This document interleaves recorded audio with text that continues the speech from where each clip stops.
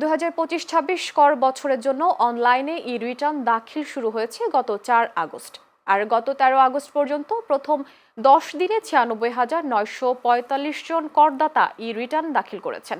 আজ এক বিজ্ঞপ্তিতে এই তথ্য জানিয়েছে জাতীয় রাজস্ব বোর্ড। এতে বলা হয়, গত ৪ আগস্ট অর্থ উপদেষ্টা ডক্টর সালেউদ্দিন আহমেদ ২০২৫-২৬ কর বছরের জন্য অনলাইনে ই-রিটার্ন দাখিল কার্যক্রমের শুভ উদ্বোধন করেছেন।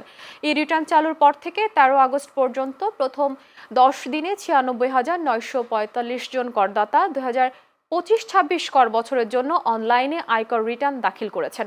গত অর্থ বছর ৯ সেপ্টেম্বর অনলাইন রিটার্ন দাখিল শুরুর প্রথম ১০ দিনে ২০,৫২৩ জন করদাতা অনলাইনে ই-রিটার্ন দাখিল করেছিলেন। সে হিসেবে চলতি অর্থ বছরে ই-রিটার্ন দাখিলের দৈনিক গড় সংখ্যা গত বছরের দৈনিক গড় সংখ্যার প্রায় ৫ গুণ।